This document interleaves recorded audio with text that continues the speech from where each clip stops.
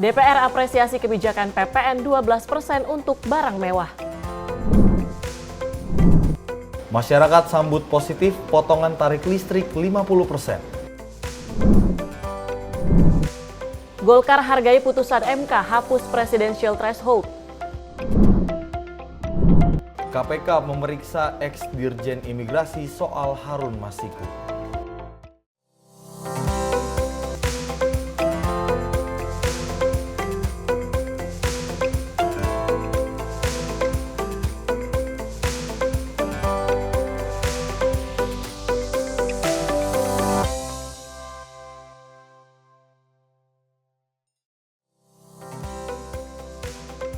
Halo, selamat pagi pemirsa. Senang sekali kami kembali hadir untuk menyapa Anda dengan sejumlah informasi menarik. Tentunya selain 4 informasi utama tadi, Andi, kami juga akan menghadirkan sejumlah informasi terkait dengan bagaimana jelang besok udah mulai masuk kerja, mulai masuk sekolah, arus balik seperti apa di sejumlah terminal ataupun juga stasiun. Betul, di Senin pagi ini memang ini adalah hari pertama kerja setelah libur panjang seperti itu, setelah liburan Natal dan juga Tahun Baru. Kemarin Tiara waktu liburan kemana, Tiara? Kebetulan kita kerja aja. Kerja aja ya. Nah pemirsa, selain itu kita juga akan menyajikan berbagai informasi. Ini salah satunya terkait bagaimana upaya KPK dalam menyikapi kasus Harun Masiku yang sudah 4 tahun ini tak kunjung selesai. Tapi setelah penetapan kemarin Sekjen PDIP Hasto Kristianto, ini nampaknya sudah ada mulai saksi-saksi baru yang diperiksa seperti itu, Tiara. Betul sekali, tentu kita berharap akan ada segera titik terang dan juga informasi terkait keberadaan Harun Masiku. Dan tentunya kita akan menemani pagi hari Anda bersama saya Tiara Dianti. Dan saya Andi Rezaldi, kita jelang menyapa pagi dari sekarang.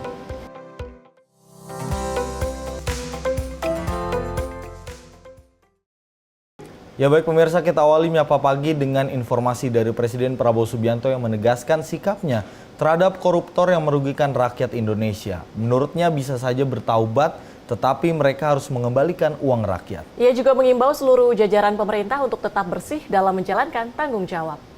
Ia menyerukan para koruptor untuk bertaubat. Namun, bukan berarti mereka bisa bebas dari kesalahan mereka dan tidak menanggung kerugiannya. Ada yang mengatakan Prabowo mau maafkan koruptor. Bukan begitu. Kalau koruptornya sudah tobat, bagaimana tokoh-tokoh agama? Iya kan? Orang bertobat. Bertobat tapi kembalikan dong yang kau curi.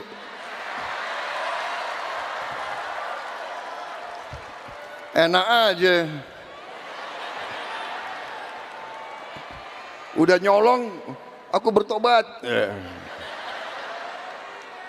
Yang kau curi kau kembalikan. Bukan saya maafkan koruptor, tidak.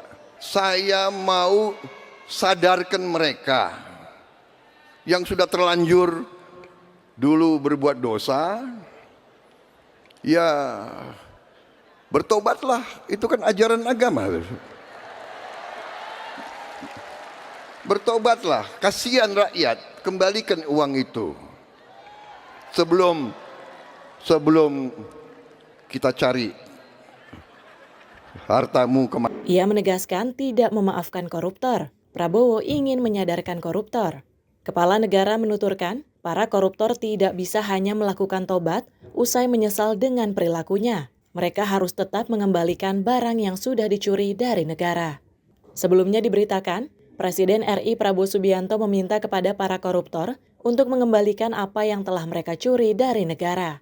Jika koruptor mengembalikan apa yang mereka curi, Presiden Prabowo menyebut mungkin saja mereka akan dimaafkan. Rakyat menuntut pemerintahan yang bersih.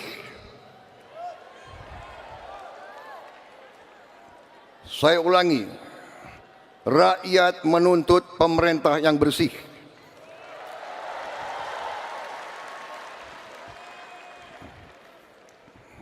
Saya dipilih oleh rakyat. Atas nama rakyat Indonesia, saya tegaskan semua aparat pemerintah Indonesia, bersihkan dirimu masing-masing. Tim redaksi Sinpo TV melaporkan. Pemerintah memutuskan kenaikan tarif 1% pajak pertambahan nilai PPN dari 11% menjadi 12% dikenakan khusus terhadap barang dan jasa mewah. Hal tersebut disampaikan Presiden Prabowo dalam konferensi pers di Gedung Kementerian Keuangan, Jakarta Pusat. Keputusan kenaikan tarif PPN untuk barang mewah secara langsung disampaikan oleh Presiden Prabowo Subianto dalam keterangan persnya di kantor Kementerian Keuangan Jakarta pada Selasa 31 Desember 2024. Presiden menekankan bahwa barang dan jasa yang merupakan kebutuhan pokok masyarakat masih tetap diberlakukan tarif PPN sebesar 0%. Dalam kesempatan yang sama, Presiden Prabowo menegaskan bahwa kenaikan tarif PPN ini merupakan amanah dari Undang-Undang Nomor 7 Tahun 2021 tentang harmonisasi peraturan perpajakan. Sesuai kesepakatan antara pemerintah dengan DPR, kenaikan tarif PPN dilakukan secara bertahap dari 10% menjadi 11% pada April 2022 dan selanjutnya naik menjadi 12% mulai 1 Januari 2025. Karena itu, seperti yang sudah saya sampaikan sebelumnya, dan telah berkoordinasi dengan DPR RI. Hari ini pemerintah memutuskan bahwa kenaikan tarif PPN dari 11% menjadi 12% hanya dikenakan terhadap barang dan jasa mewah. Ya, saya ulangi ya supaya jelas. Kenaikan tarif PPN dari 11% menjadi 12% hanya dikenakan terhadap barang dan jasa mewah. Yaitu barang dan jasa tertentu yang selama ini sudah terkena PPN barang mewah, yang dikonsumsi oleh golongan masyarakat berada, masyarakat mampu. Contoh, pesawat jet pribadi itu tergolong barang mewah yang dimanfaatkan ataupun digunakan oleh masyarakat papan atas. Kemudian kapal pesiar, yacht, ya, motor yacht. Kemudian rumah yang sangat mewah, yang nilainya di atas golongan menengah. Artinya, untuk barang dan jasa yang selain tergolong barang-barang mewah, ya, tidak ada kenaikan PPN, yakni tetap sebesar yang berlaku sekarang, yang sudah berlaku dari sejak tahun 2022. Ya. Lebih lanjut, Kepala Negara menekankan bahwa kebijakan perpajakan ini dirancang untuk mengutamakan kepentingan rakyat dan menciptakan pemerataan ekonomi secara menyeluruh.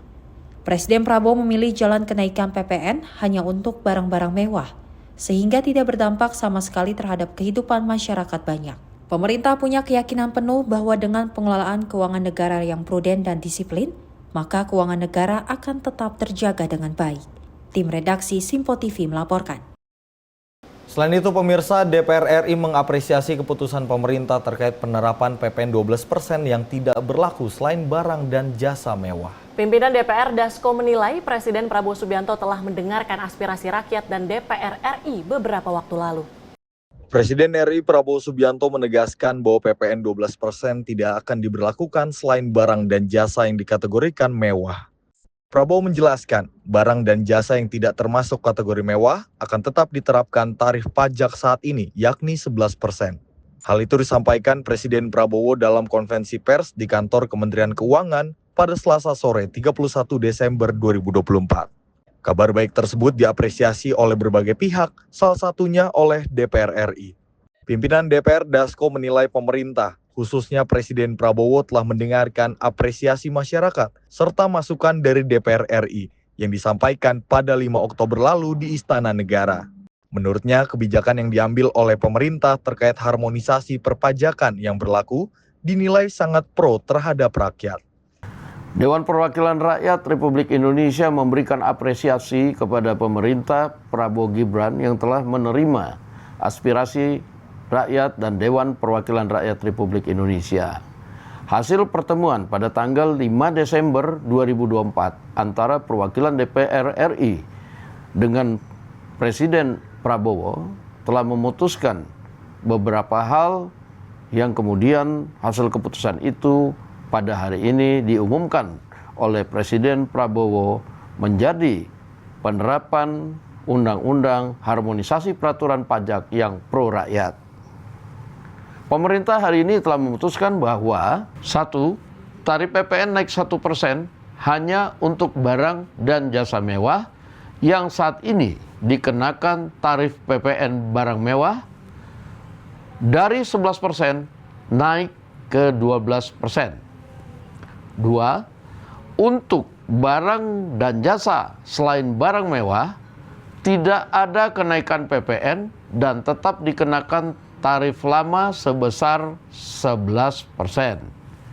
3. Untuk barang dan jasa yang merupakan kebutuhan pokok masyarakat yang selama ini diberikan fasilitas pembebasan atau dikenakan tarif 0%, tetap diberikan pembebasan dan masih tetap berlaku.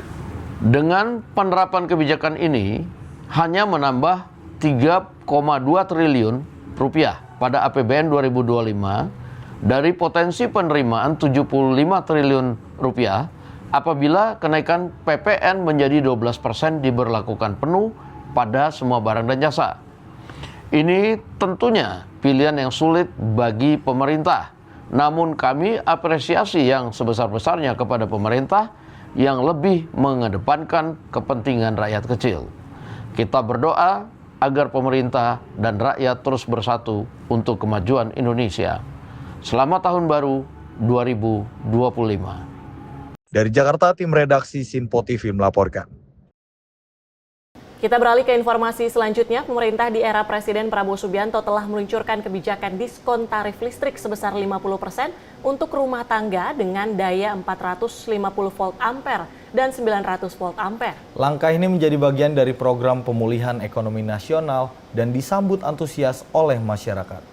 Pemerintah resmi memberlakukan diskon tarif listrik sebesar 50% bagi konsumen dengan daya 450 volt ampere dan 900 volt ampere mulai 1 Januari 2025. Kebijakan ini menyasar keluarga dengan penghasilan rendah dan diharapkan mampu meringankan beban pengeluaran di tengah tekanan ekonomi. Diskon listrik ini merupakan bagian dari program pemulihan ekonomi nasional untuk memperkuat daya beli masyarakat dan mendorong pertumbuhan ekonomi.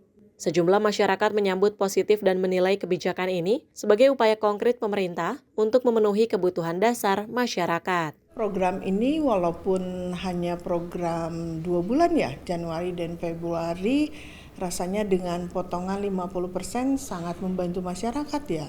Khususnya juga untuk yang berdaya listrik 1.300 ke bawah. Hal ini tentu bisa membantu setidak-tidaknya 2 bulan meringankan biaya hidup masyarakat.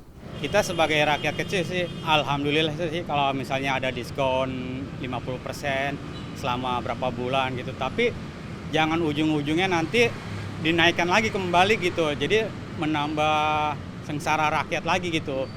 Nah kalau bisa ya bisa distabilkan lagi gitu. Jangan terlalu naik lebih tinggi gitu. Saya sangat setuju. Apalagi itu sasarannya masyarakat menengah ke bawah gitu. Itu sangat baik di tengah situasi ekonomi yang sekarang ini kan lepas pandemi itu kan. Terus itu kita kan akibat perang walaupun bukan di negara kita tapi ya dampaknya tentu perang di Timur Tengah, di Rusia itu kan sangat berdampak. Ini bagus sekali Mbak ya, karena dengan ada program ini sangat membantu masyarakat di Indonesia. Dari Mbaknya mungkin tanggapan seperti Bagus sih programnya karena benar-benar membantu juga, apalagi untuk yang rakyat menengah, terus habis itu untuk menengah ke bawah juga sangat membantu programnya seperti itu sih. Dari Jakarta, Jihan Nabila, Mutia Anggiani, Sinpo TV melaporkan. Ya Tiara dan juga pemirsa, ini kebijakan terkait dengan bagaimana pemerintah memberlakukan diskon sebesar 50% terkait dengan bagaimana membayar listrik seperti itu. Ini menjadi salah satu stimulus yang tentunya mendapatkan respon positif dari masyarakat ya. Betul sekali, kebijakan ini diharapkan bisa memulihkan kondisi perekonomian yang dinilai sedang melemah dan juga untuk bisa meningkatkan daya beli masyarakat tentunya. Betul, ini menjadi sebuah gebrakan awal dari pemerintahan untuk mendongkleng lagi seperti itu perekonomian masyarakat, dan kita harapkan nanti ke depannya daya beli masyarakat juga kembali pulih karena beberapa waktu lalu berdasarkan hasil riset dari pemerintah ini daya beli masyarakat sempat menurun beberapa bulan terakhir, dan kita harapkan dengan stimulus yang ada semuanya kembali normal seperti itu ya. Betul sekali, kita juga melihat bahwa respon datang dari masyarakat ini secara positif menilai adanya potongan 50% ini karena akan berlangsung sekitar 2 bulan ya. Betul. Dan diharapkan tentunya respon positif ini lagi-lagi terkait dengan pertumbuhan ekonomi di Indonesia. Dan sejumlah informasi lainnya akan kami hadirkan usai jeda, tetaplah bersama kami di Menyapa Pagi.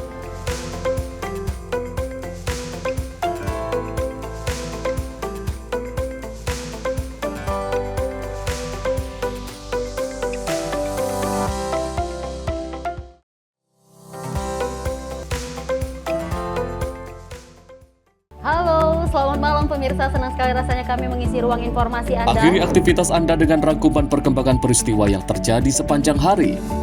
Sebelumnya kita saksikan ada sekitar 3.000 tamu undangan, sementara di Ibu Kota Nusantara ini ada sekitar 2.000 tamu undangan. Rangkaian informasi nasional dan mancanegara dirangkum sebagai penutup hari dalam Menyapa Malam.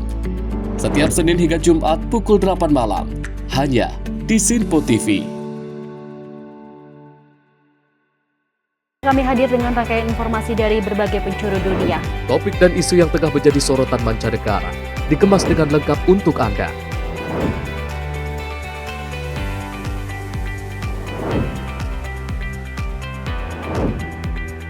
Peristiwa penting yang terjadi dari berbagai belahan dunia kini hadir dalam Sinpo Dunia setiap Senin hingga Jumat pukul 7:30 malam, hanya di Sinpo TV.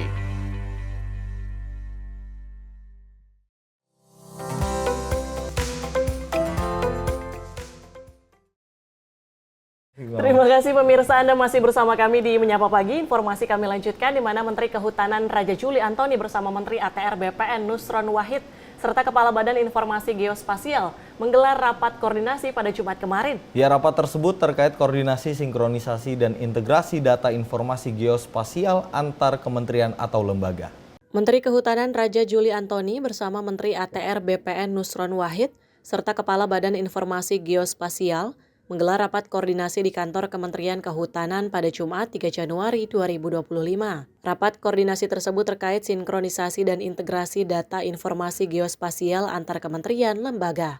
Kolaborasi seperti yang diarahkan Presiden Prabowo sangat penting untuk dilakukan sebagai langkah percepatan pelaksanaan kebijakan satu peta atau One Map Policy yang bertujuan untuk menghilangkan adanya perbedaan data atau formasi peta yang tumpang tindih antar instansi. Untuk meningkatkan integrasi data antar kementerian ya. Ini salah satu yang sering disebutkan oleh Pak Prabowo ya.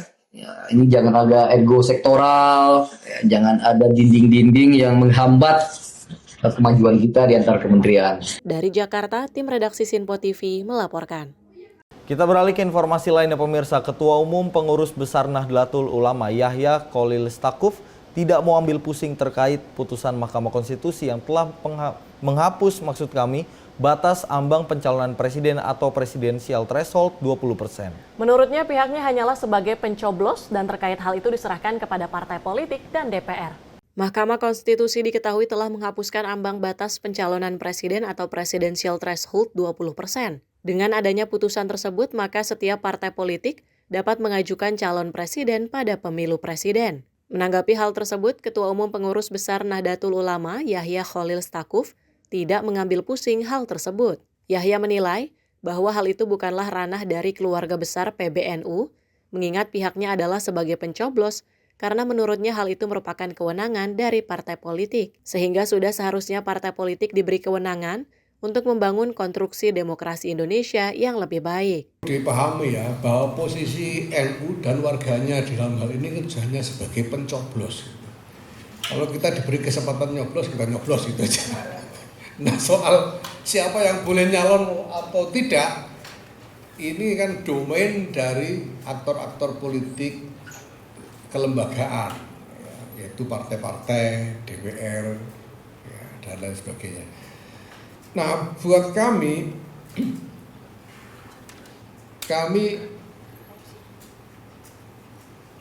tidak menganggap ini sebagai domain dari NU. Karena demokrasi itu tiangnya atau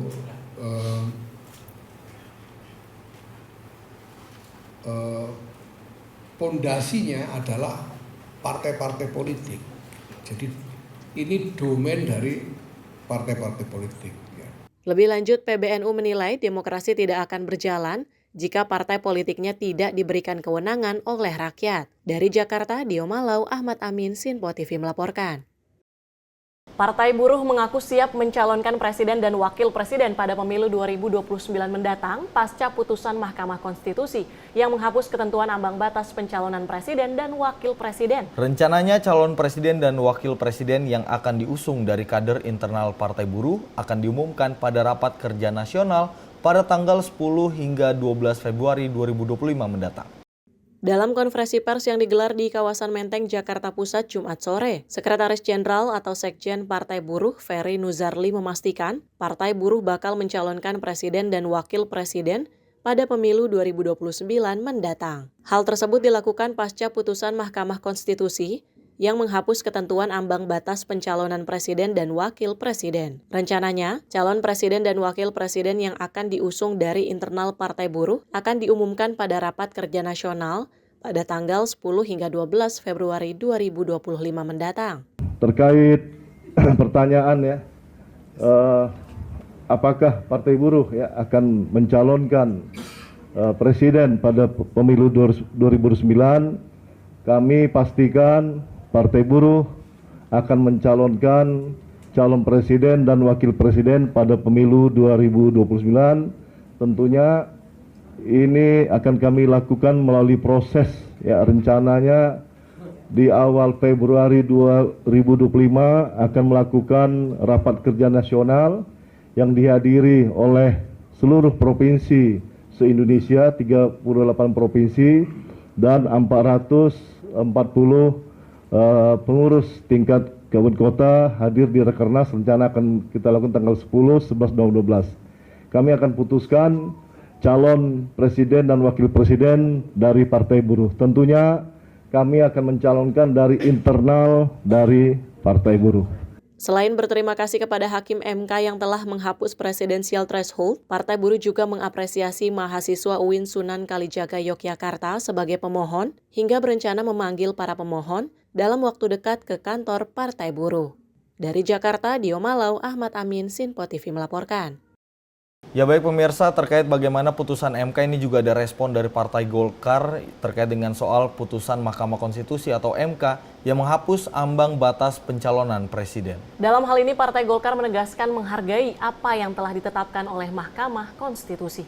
Mahkamah Konstitusi menghapus ambang batas atau presidensial threshold minimal 20% atau memperoleh 25% suara sah nasional di pemilu sebelumnya sebagai syarat pencalonan presiden dan wakil presiden.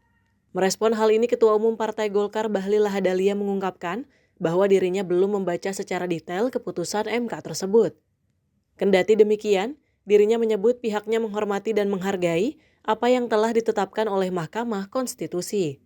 Lebih luas, ia mengatakan bahwa sistem demokrasi presidensial Indonesia harus diperkuat. Pertama, kita menghargai proses keputusan Mahkamah Konstitusi terkait dengan presidensial threshold. Sekalipun memang kami sendiri belum membaca secara detail. Tetapi kita harus juga betul-betul melihat bahwa sistem demokrasi kita ini juga jangan jangan dibuat memperlemah posisi presidensial. Nah ini yang kita lagi kaji sekarang. Tapi apapun yang diputuskan oleh MK ya kita hargai. Karena kan final, banding kan. Tapi sebenarnya lebih menguntungkan nggak untuk Golkar sendiri di 2029? Kami baca dulu keputusan Mahkamah Konstitusi. Begitu setelah kami baca, kami pelajari, baru kemudian kita akan merumuskan langkah apa yang harus dilakukan. Dari Jakarta, Fahrizal Dafarizkiano, Sinpo TV melaporkan. Kita beralih ke informasi selanjutnya. Ketua Umum Pengurus Nahdlatul Ulama Yahya Khalil Stakuf menanggapi usulan biaya haji 2025 yang saat ini masih dalam proses pembahasan di DPR. Menurutnya pemerintah dan DPR harus berusaha untuk menetapkan biaya haji yang akan meringankan untuk masyarakat. Pemerintah saat ini masih menggodok besaran untuk biaya haji tahun 2025 mendatang. Menyikapi hal tersebut, Ketua Umum Pengurus Besar Nahdlatul Ulama Yahya Khalil Stakuf menyebut, besaran biaya haji itu karena dipengaruhi oleh fluktuasi atau nilai tukar rupiah pada mata uang rial. Sehingga apabila saat ini nilai tukar rupiah melemah, maka biaya haji yang akan muncul pun menjadi lebih tinggi. Padahal menurutnya biaya haji di Arab Saudi relatif stabil. Namun Yahya meyakini bahwa pemerintah bersama DPR akan menetapkan biaya haji tahun 2025 yang meringankan bagi para calon jemaah haji tanah air. Haji ini ya memang faktornya banyak dan yang paling utama adalah faktor faktor valuta itu loh, nilai tukar, faktor nilai tukar. Karena kegiatannya itu ada di Saudi sana, di Haramain, dan pakai uang Saudi bayarnya gitu. Jadi ya itu tergantung nilai tukar saya kira ya. Dan ini sesuatu yang tidak terelakkan. Kalau dilihat dari harga-harga di sana, menurut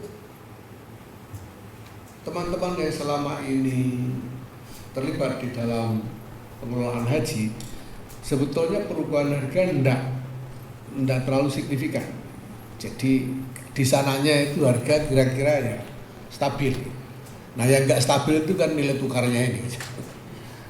Sebelumnya Menteri Agama RI Nasaruddin Umar dalam rapat kerja bersama Komisi 8 DPR mengusulkan rata-rata biaya penyelenggara ibadah haji atau BPIH sebesar 93,3 juta rupiah. Usulan ini merujuk pada nilai tukar dolar Amerika sebesar 16.000 dan rial Arab Saudi sebesar 4.266,67.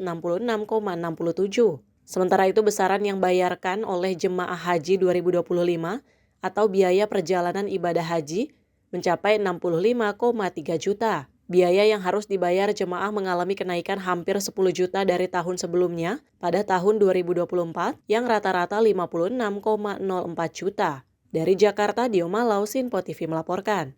Keputusan terkait dengan berapa besaran biaya untuk dana haji di tahun 2025 tentu masih dalam proses penggodokan. Apa yang kemudian disampaikan oleh Kementerian Agama ini sifatnya masih usulan. Betul. Sehingga kita masih menantikan bagaimana proses penggodokan dan juga pembahasan yang berlangsung di DPR.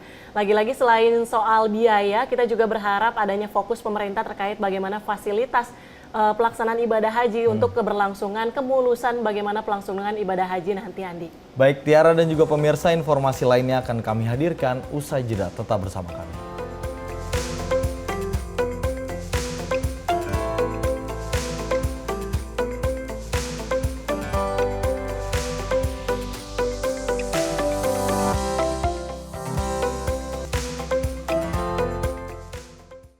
Halo pemirsa, kami kembali hadir dengan sejumlah informasi yang kami himpun dari berbagai penjuru dunia. Rangkaian informasi yang membuat akhir pekan Anda begitu bermakna. Sebuah kelompok di Afrika Selatan memberikan layanan pertunjukan film dengan tenaga surya. Berita yang menjadi sorotan media dari dalam dan luar negeri, kami hadirkan untuk menemani pekan Anda dalam Sinpo Dunia Sepekan, Sabtu dan Minggu pukul 9 pagi, hanya di Sinpo TV.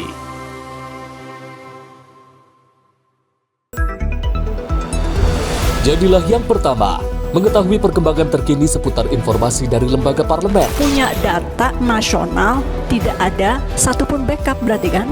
Tiba-tiba ada putusan yang nggak masuk akal dan seperti ini gitu. Kita biarkan rekomendasi kepada KPK, periksa! Kami hadirkan informasi paling akurat untuk mengawal setiap informasi dalam rapat komisi dan paripurna. Tentunya bersama saya Andi Rezaldi yang telah kami rangkum dalam program Sinpo Parlemen. Saya Arif Rifan. Saksikan Sinpo Parlemen setiap Sabtu pukul 6 pagi hanya di Sinpo TV.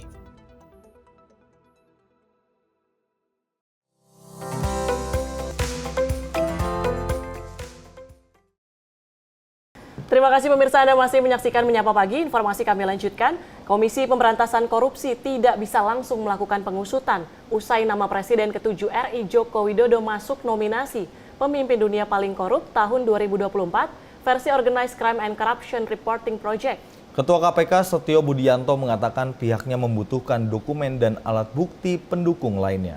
Lembaga anti rasuah membutuhkan dokumen dan alat bukti pendukung yang bisa menguatkan bahwa diduga telah terjadi tindak pidana korupsi. Ketua KPK Setio Budianto mengatakan, pihaknya tidak bisa sembarangan melakukan penyelidikan apalagi hanya bermodalkan ungkapan lisan maupun narasi. KPK menunggu masyarakat melaporkan informasi secara detail yang dilengkapi dokumen pendukung. Pastinya segala sesuatu kalau nanti memang ada laporan, ada pengaduan, kami akan melalui mekanisme yang ada, ya. Tapi kalau memang itu hanya sementara adanya melalui media apa segala macam, ya kami tunggulah. Mungkin ada nanti pihak-pihak tertentu yang mau melaporkan tentang hal itu. Apakah list seperti ini bisa menjadi alat awal bagi masyarakat untuk mengadukan? Ya, prinsipnya kalau kami kan segala sesuatunya harus ada bukti dong, ya. Ada dokumen pendukung, ada alat bukti, ya, ada sesuatu yang bisa ditunjukkan menguatkan bahwa telah diduga patut terjadinya dugaan tindak pidana korupsi. Selama hanya mungkin lisan, hanya mungkin ya sifatnya narasi saja, ya tentu kami tidak akan melakukan. Kami tunggu saja mungkin ada pihak-pihak yang mau memberikan secara detail informasi, data, dokumen, dan lain-lain. Lebih lanjut, Setio menjelaskan, pihaknya akan memproses sesuai mekanisme yang berlaku jika ada masyarakat melaporkan bukti-bukti terkait dugaan korupsi Jokowi. Dari Jakarta, Dio Malau, Sinpo TV melaporkan. Selain itu, pemirsa, Ketua Umum Partai Golkar sekaligus Menteri ESDM Bahlil Lahadalia menyebut isu nama Presiden ke-7 Indonesia Joko Widodo yang masuk di daftar tokoh terkorup versi OCCRP tidak perlu terlalu diambil pusing. Bahlil menegaskan selama di pemerintahan sebelumnya Jokowi tidak melakukan praktik korupsi. Ramainya pemberitaan soal mantan Presiden Indonesia ke-7 Joko Widodo yang masuk ke dalam daftar tokoh terkorup versi Organized Crime and Corruption Reporting Project 2024, salah satu menteri di era Kabinet Indonesia Maju Bahlil Lahadalia mengatakan, pihak eksternal tersebut tidak boleh mengganggu demokrasi yang ada di Indonesia. Menurut Bahlil, ia tidak setuju terhadap aksi penyudutan terhadap Jokowi yang dilakukan pihak eksternal akan dugaan praktik korupsi yang dilakukan di masa jabatan Jokowi dulu. Anggapannya gimana Pak Bahlil? Saya nggak ngerti juga lembaga itu ya. Dan ya mohon maaf, masa negara kita diatur oleh negara lain atau lembaga lain, buktinya kan nggak ada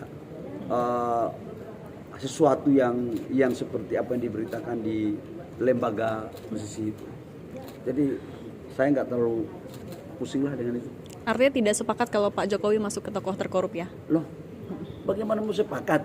Oh, memang ada apa dengan urusan-urusan hukum beliau kan nggak ada apa-apa. Bahwa Presiden Jokowi, Presiden ke-7 dalam menjalankan pemerintahan kan, emang ada kasus apa? Kan nggak ada. Lebih luas melalui pemberitaan tersebut, Bahlil menyampaikan gangguan dari pihak eksternal tersebut tidak untuk ditelaah secara utuh oleh masyarakat, mengingat proses demokrasi yang baru saja selesai. Dari Jakarta, tim redaksi Sinpo TV melaporkan. Kita beralih ke informasi lainnya, pemirsa. Menteri Koordinator Bidang Politik dan Keamanan atau Menko Polhukam Budi Gunawan mengungkapkan bahwa pemerintah sedang mempersiapkan program tax amnesti lanjutan. Hal ini sebagai salah satu mekanisme untuk memulihkan kekayaan negara yang berada di dalam maupun luar negeri. Hal tersebut disampaikan oleh Menteri Koordinator Politik dan Keamanan Budi Gunawan usai rapat tertutup capaian kinerja Des Koordinasi Pencegahan Korupsi dan Perbaikan Tata Kelola dan Des Koordinasi Peningkatan Penerimaan Devisa Negara dengan sejumlah kementerian lembaga Kamis siang di Kantor Kejaksaan Agung Jakarta Selatan. Budi menegaskan bahwa langkah ini tidak mengurangi komitmen pemerintah dalam pemberantasan tindak pidana korupsi Tipikor sesuai instruksi Presiden Prabowo Subianto untuk memburu aset koruptor yang tersebar di luar negeri yang bekerja sama dengan negara-negara terkait. Budi menjelaskan, upaya pemulihan aset ini merupakan salah satu prioritas pemerintah untuk memaksimalkan penerimaan devisa negara. Budi menambahkan, aset yang dikembalikan ke negara nantinya akan digunakan untuk pembangunan infrastruktur nasional dengan tujuan akhirnya meningkatkan kesejahteraan rakyat. Amnesti sudah dilakukan, sedang dirumuskan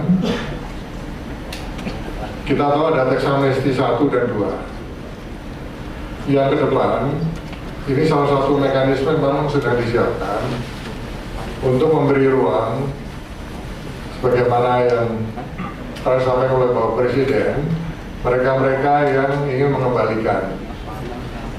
mengembalikan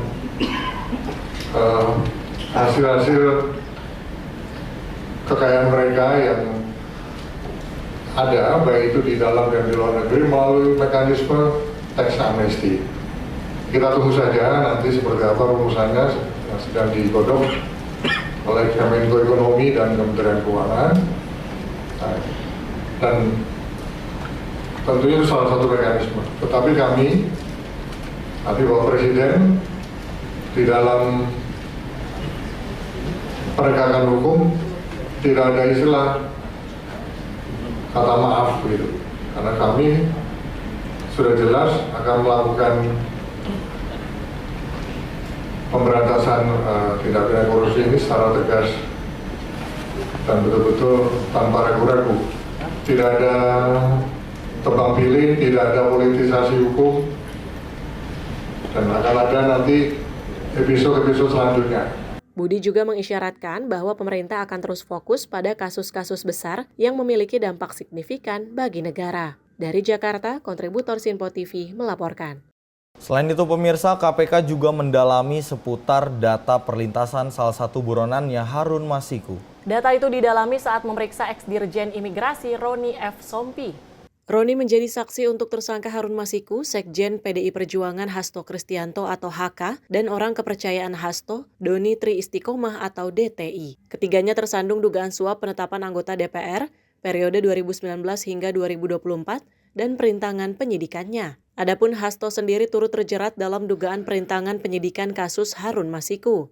Dia diduga melakukan sejumlah perbuatan yang menghambat penyidikan KPK dalam kasus dimaksud. Selain itu, KPK juga mendalami soal tugas Roni ketika masih menjadi Dirjen Imigrasi. Informasi seputar tugasnya itu dibutuhkan tim penyidik untuk mengusut kasus tersebut. Tessa belum membeberkan lebih detail soal materi pemeriksaan yang bersangkutan. Dia hanya mengonfirmasi pemeriksaan Roni kali ini dilakukan untuk 3 tersangka dalam kasus dimaksud. Sebagai saksi untuk surat perintah penyidikan atas nama tersangka HM, tersangka HK, dan tersangka DTI.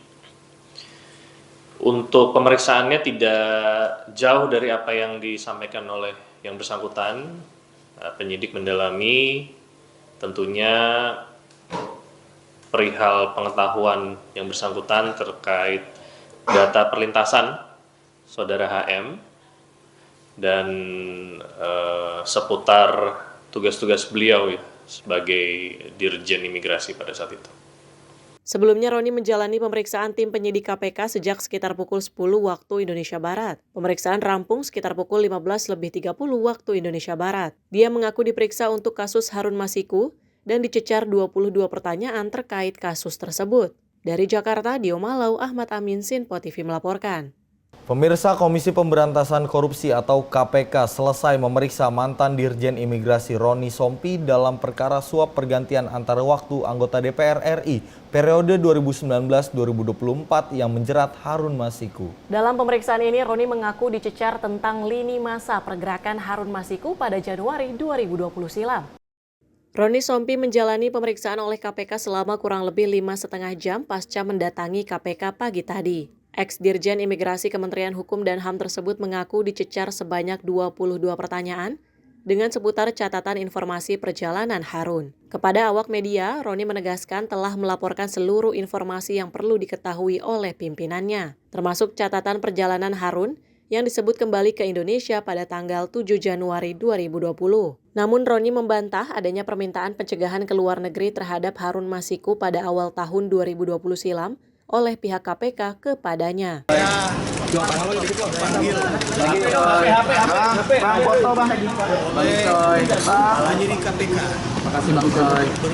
dengan kasus Harun Masiku. Bang, HP-nya Bang. Tadi ada pertanyaan, berapa jumlah pertanyaan? Ada 22.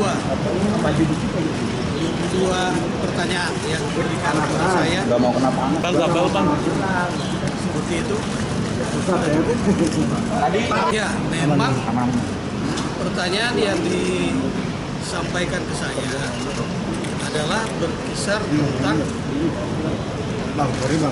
tanggung jawab saya ketika tahun 2020 saya masih menjabat sebagai Direktur Jenderal Imigrasi saat di mana tanggal 6 Januari Harun Masiku melintas ke luar negeri dan juga tanggal 7 Januari 2020 kembali lagi masuk ke Indonesia.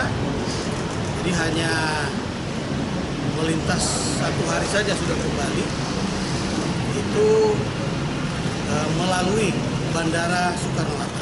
Pasca kisruh kembalinya Harun Masiku tanpa diketahui pemerintah, Roni dicopot dan difungsionalkan dari jabatan Dirjen Imigrasi yang diembannya sejak tahun 2015 lalu. Dari Jakarta, Dio Malau, Sinpo TV melaporkan. Ya pemirsa, mantan Direktur Jenderal Imigrasi dipanggil KPK untuk memberikan keterangan terkait perlintasan Harun Masiku pada Januari 2020. Dalam pemeriksaan, ia dicecar 22 pertanyaan terkait dengan tanggung jawabnya saat menjabat. Mantan Dirjen Imigrasi ini memaparkan bahwa Harun Masiku pergi ke luar negeri melalui Bandara Soekarno-Hatta pada 6 Januari 2020 dan kembali ke Indonesia keesokan harinya. Saat itu belum ada perintah pencegahan dari KPK kepada Direktorat Jenderal Imigrasi melalui Kementerian Hukum dan HAM. Perintah pencegahan baru diterbitkan oleh KPK pada 13 Januari 2020. Hal ini sesuai dengan UU Nomor 6 Tahun 2011 tentang keimigrasian yang memberikan kewenangan kepada KPK untuk meminta pencegahan bagi warga negara Indonesia yang akan ke luar negeri. Mantan Dirjen ini juga menyatakan tidak ada atensi atau permintaan khusus dari pihak manapun terkait perlintasan Harun Masiku. Kalau kawan-kawan menyimak press release saya pada kurang lebih tanggal 22 Januari 2020 dan tanggal 27 Januari 2020, saya sudah menyampaikan perlintasan Harun Masiku pada tanggal 6 Januari 2020 keluar negeri melalui Bandara Suta dan kembali pada tanggal 7 Januari 2020. Dan yang perlu kawan-kawan juga ketahui, pada saat itu belum ada permintaan pencegahan ke luar negeri dari penyidik KPK kepada Direktorat Jenderal Imigrasi melalui Menteri Hukum dan HAM. Kasus Harun Masiku masih menjadi sorotan publik sejak tahun 2020 dan proses penyidikan terus berlanjut. Dari Jakarta, Dio Malau, Sinpo TV melaporkan. Pemirsa, tetaplah bersama kami karena usai jeda kami akan menghadirkan sejumlah informasi menarik lainnya. Tetaplah bersama kami di Sinpo TV.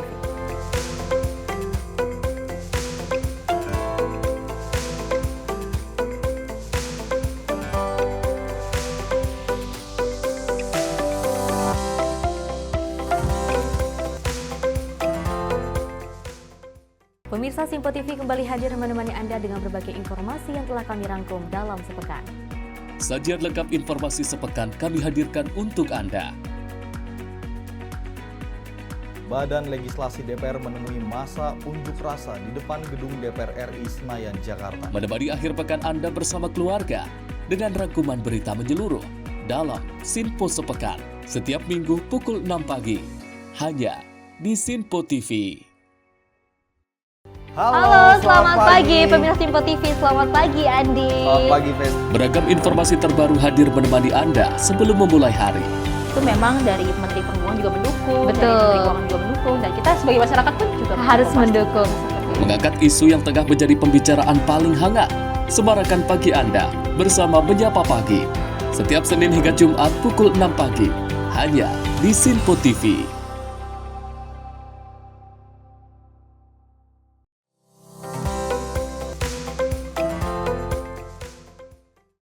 Anda masih menyapa pagi Sinpo TV pemirsa. Masa libur sekolah sudah berakhir. Stasiun Pasar Senen Jakarta Pusat dipadati calon penumpang kereta. jumlah keberangkatan penumpang di hari Minggu kemarin meningkat 77%. Penumpang kereta di stasiun Pasar Senen Jakarta Pusat pada Minggu siang meningkat. Alasan masyarakat kembali ke kampung halaman karena berakhirnya masa libur sekolah. Stasiun kereta Pasar Senen Jakarta Pusat hari ini pada Minggu siang dipadati calon penumpang. Menjelang berakhirnya masa libur panjang sekolah, masyarakat yang datang ke Jakarta mulai kembali ke kampung halaman menggunakan kereta api. Suasana liburan di Jakarta dimanfaatkan dengan mengunjungi tempat wisata dan pusat perbelanjaan. Kalau nggak, Ibu datang ke Jakarta ini mau ngapain? Anak-anak liburan anak. Oh, berapa lama? Cucu juga. Berapa lama di Jakarta? Sebulan. Ini rencana baru mau pulang kembali ke Pekalongan hari ini. Naik kereta apa, Bu? Berantas. Sudah dapat tiketnya, Bu? Sudah dapat. Kereta jam berapa rencana berangkat? Jam 12. Jam 12. Gimana, Bu, anak-anak dan cucu di Jakarta ini suasananya senang nggak mengunjungi tempat wisata? Cucu senang. Tiap hari keluar. Mau pulang ke Solo. Solo hari ini. Ke Jakarta ini tujuannya apa kemarin? Liburan anak sekolah. Kebetulan liburan, jadi main-main ke Jakarta. Cuman 2 minggu kita ke wisata lah. Habis itu kita ini udah selesai kan. Tanggal 4 kita pulang, jadi tanggal 6 anak-anak udah masuk sekolah. Jadi alhamdulillah semua berjalan lancar dan perjalanan juga luar biasa di pokoknya Jakarta padat. Oh, jadi alasan pulang hari ini karena anak-anak besok sudah mulai sekolah. Kalau di tempat di Jakarta ini ke tempat wisata apa aja, Mas? Kemarin itu ya kita jalan-jalan ke Taman Mini, ke Ancol. Ya pokoknya kita seneng-seneng sama anak-anak lah, mumpung masih pada momen liburan ya. Kita manfaatin situasi liburan. Berapa lama, Mas, di sini? Kemarin hampir 2 minggu kalau nggak salah. Dari data PT KAI, 77% terjadi peningkatan keberangkatan penumpang dari stasiun Pasar Senen atau sekitar 13.000 lebih penumpang dengan 38 perjalanan kereta api jarak jauh. Dari Jakarta, Dio Malau, Ahmad Amin, Sinpo TV melaporkan. Kita beralih ke informasi lainnya, pemirsa. 2 pengendara sepeda motor terlibat kecelakaan adu banteng di Jalan Veteran Raya Kebayoran Lama, Jakarta Selatan. Akibat kerasnya benturan membuat salah satu pengendara tewas di tempat dan kendaraannya mengalami kerusakan yang parah. Beginilah suasana kecelakaan antara 2 pengendara motor di Jalan Veteran Raya Kebayoran Lama, Jakarta Selatan, Rabu siang. Peristiwa ini bermula saat kendaraan saling berlawanan arah terlibat kecelakaan saling tabrak atau tabrak banteng. Naasnya salah satu pengendara tewas di lokasi akibat benturan cukup keras dan kendaraan keduanya mengalami rusak cukup parah. Kurang begitu tahu jelas. Soalnya posisi saya itu lagi di dalam kios. Lagi habis bangun tidur lah. Nah, pas saya dengar tuh dari luar tuh kayak benturan keras banget. Dari benturan keras banget. Nah, akhirnya saya keluar. Saya ngeliat ternyata itu ada kecelakaan, tabrakan. Pas saya ngeliat keluar, itu udah ada ojol kayak masyarakat yang mungkin yang lagi bawa motor yang di belakangnya tuh. Itu saya juga sempet kayak kaget lah namanya orang kecelakaan. Saya nanya ke situ ada ojol, saya nanya, "Bang, ini posisinya kayak gimana nih?" Posisi adu banteng. Jadi itu banteng ya. Nah, saya tanya lagi ke ojol, ngadu bantengnya gimana tuh? Maksudnya tengah-tengah apa ada yang ngambil jalan atau gimana? Saya lihat itu saling pas tengah-tengah sih katanya, pas garis yang tengah itu yang putih. Nah, yang ini udah itu tabrakan lah. Posisi emang jalan lagi sepi. Ya emang nggak ada mobil, ya emang enak aja buat ngebut gitu kan. Emang sering banget di sini sih. Motor sama motor atau mobil sama motor, Pak? Motor sama motor itu. Jadi 2 orang posisinya sendiri-sendiri. Motor Pino sama Aerox. Kayaknya yang Pino dari arah mana deh? Yang Aerox dari arah Bintaro. Veteran. Iya. soalnya kan yang motor Aerox tuh dia rusaknya yang paling parah sebelah kanan. Kanan Pak. Oh kanan nih, kanan. Soalnya itu lah. Kalau korbannya dua-duanya meninggal atau hanya satu aja, Bang? Kalau untuk korbannya sih yang motor Aerox tuh kayaknya meninggal deh. Nah, sempat kritis, keluar darah banyak banget, sama yang sebelah kiri tuh motor Hino.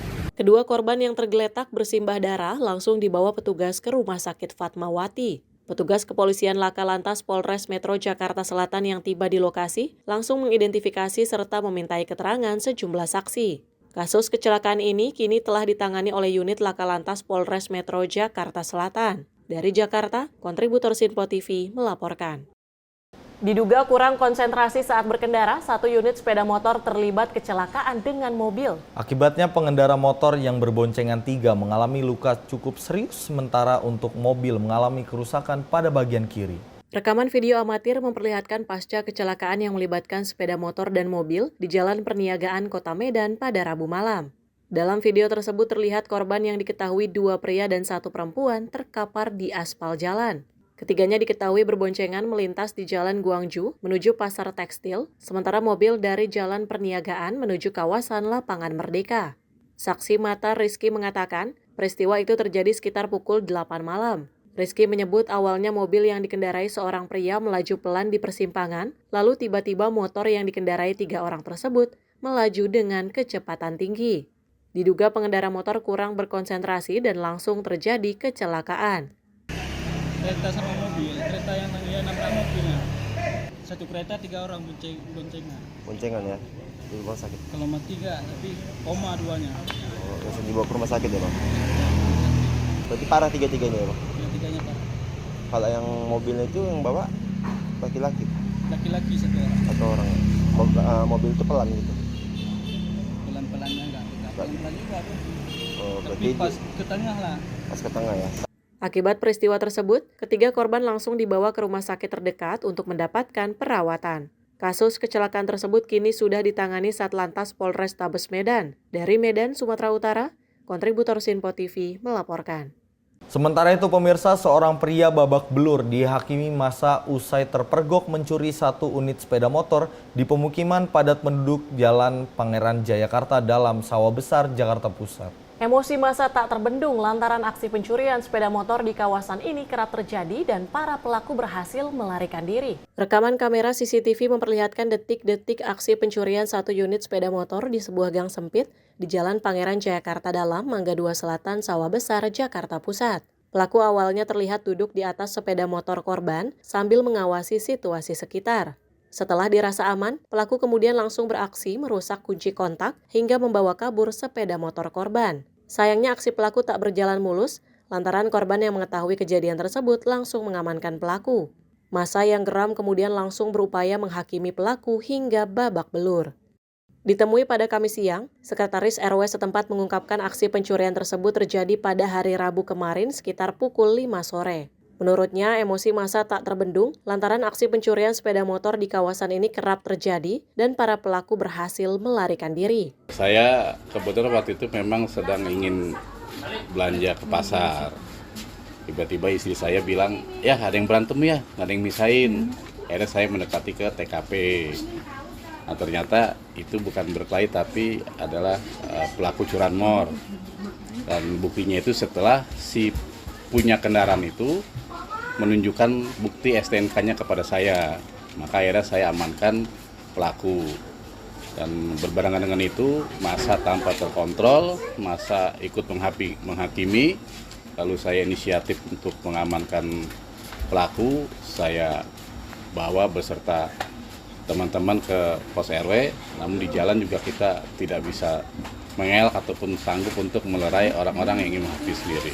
Kejadiannya itu sekitar jam berapa Pak? Hampir jam 5 sore lah ya. Pelakunya berapa orang itu Pak? Satu orang, sendiri aja dia? Guna mencegah aksi main hakim yang terus berlanjut, pelaku kemudian langsung diamankan ke Polsek Sawah Besar, Jakarta Pusat. Dari Jakarta, kontributor Sinpo TV melaporkan. Dua kelompok remaja terlibat tawuran dan saling serang menggunakan senjata tajam di Kabupaten Bekasi, Jawa Barat. Salah seorang remaja terluka bacok di bagian kepala dan tangan hingga mendapat perawatan medis di rumah sakit. Petugas kepolisian yang datang ke lokasi langsung memeriksa sejumlah saksi. Dalam rekaman video amatir, terlihat dua kelompok remaja terlibat aksi tawuran menggunakan senjata tajam di Jalan Raya Mangunjaya, Kabupaten Bekasi, Jawa Barat. Terlihat salah satu remaja yang terjatuh langsung dibacok menggunakan senjata tajam. Tidak hanya dibacok, pemuda tersebut sempat dilindas dengan sepeda motor. Korban dibantu temannya langsung kabur menyelamatkan diri menggunakan motor. Menurut petugas keamanan setempat, sebelum melakukan aksi tawuran, terlihat dua kelompok remaja sekitar 30 orang menggunakan sepeda motor berkeliling dengan membawa senjata tajam berbagai jenis. Diduga para remaja tersebut sudah berjanjian di media sosial untuk melakukan aksi tawuran. Petugas kepolisian Polsek Tambun Selatan yang datang ke lokasi kejadian langsung meminta keterangan saksi. Korban diketahui bernama Noval mengalami luka bacok di kepala dan tangan. Saat ini sedang mendapat perawatan medis di Rumah Sakit Umum Daerah Kabupaten Bekasi. Kejadian di malam kronologinya posisi memang saya lagi tugas jaga di kedai. Posisi saya lagi di warung Kuningan. Agak lama kemudian sekitar pukul jam 4 saya lewat begitu saya lihat ada tawuran lewat. Tuh arahnya ke sana, arah pom bensin tuh. Alfa kalau saya lihat kejadian itu, saya lihat dari arah warung Kuningan nggak terjadi tuh, ada kecenderungan itu. Di Alfa saya lihat, balik lagi, saya mundur lagi, saya mundur. Kalau ada banyak orangnya, kalau saya nggak bisa apa-apa gitu. Saya selaku Padal hari ini mengecek TKP terkait video viral di mana tadi pagi kurang lebih pukul 3.30 telah terjadi tawuran yang mana korban atas nama Noval saat ini di rumah sakit RSUD Kabupaten Bekasi dan sudah kami cek terkait luka ada di bagian kepala dan tangan. Mudah-mudahan cepat sehat. Demikian. Saat ini petugas kepolisian masih melakukan penyelidikan dan memburu para pelaku tawuran. Kasusnya kini dalam penanganan Polsek Tambun Selatan Polres Metro Bekasi. Dari Bekasi, kontributor Sinpo TV melaporkan. Aksi tawuran yang sangat disayangkan masih terjadi di Indonesia dan memang sebenarnya kegiatan ataupun aksi tawuran ini bisa merugikan bukan hanya bagi para pelaku sendiri. Betul. Seperti informasi tadi terakhir yang kami bawakan, melainkan juga bisa merugikan masyarakat sekitar, Andi. Betul, dan ini juga menimbulkan kecemasan warga tentunya kalau beraktivitas di malam hari ataupun dini hari. Dan juga diharapkan bagi para orang tua ini memiliki peran besar juga ya dalam melakukan pencegahan, bukan hanya tawuran saja tapi juga aksi-aksi kriminal lainnya seperti maksud kami aksi begal seperti itu ya. Dan ini kita harapkan peran orang tua dan juga para pendidik juga harus lebih intens lagi terhadap para pendidik dan juga anak-anaknya. Betul sekali, dibutuhkan kerjasama dari seluruh pihak terkait untuk kemudian memberantas tadi tawuran dan juga ataupun aksi begal di Indonesia. Betul. Dan pemirsa, informasi tadi sekaligus menutup jumpa kita di Menyapa Pagi kali ini. Saya Tiara Dianti. Dan saya Andi Rezaldi mewakili segenap kru yang bertugas pamit undur diri. Selamat pagi.